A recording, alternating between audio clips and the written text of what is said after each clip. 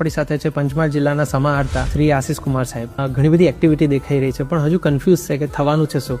કુલ જે મોટા કાર્યક્રમો છે એ 3 સ્થળો પર થવાના છે. ગોધરાની જનતાએ પહેલી વખત નિહાળશે. બામરોલી રોડ ઉપર રાજ્યમાંથી જે અલગ અલગ પ્લાટૂન્સ આવેલી છે, ખુલ્લા રોડ ઉપર માર્ચ પાસ્ટ કરશે. લોકાર્પણ અને ખાતમુહૂર્ત માનનીય મુખ્યમંત્રીશ્રીના હસ્તે થવાનું છે. ટ્રાફિકનો પ્રશ્ન હાલ લોકો અનુભવે છે. કાલોલ સિટીને જ્યારે પસાર કરીએ 146 કરોડનો એક પ્રોજેક્ટ છે. આજે 4 માર્ગીય કાલોલ બાયપાસ રોડ છે, એ પ્રશ્નથી લોકોને ખરેખર રાહત મળશે. 26 જાન્યુઆરીમાં રાજપથ ઉપર જે રીતનું એક કાર્યક્રમ થતું હોય છે, આ જ રીતનું એક કાર્યક્રમ આપણા ગોધરાવાસીઓને અને પંચમહાલ વાસીઓને તે દિવસે જોવા મળશે. કયા કયા પ્રકારના કલાકારો આવવાના છે? કોઈ મોટા કલાકાર આવવાના હોય એવું? આમ તો ઈચ્છા એવી છે કે એને સિક્રેટ રાખીએ. તો આ નામચીન કલાકારો પણ છે, પણ હું વિચારું છું કે લોકો પોતે આવે અને તે દિવસે એનો આનંદ માને. જે રાજ્ય કક્ષાની ઉજવણી પંચમહાલ જિલ્લામાં થવા જઈ રહી છે, ગોધરા સિટીમાં થવા જઈ રહી છે.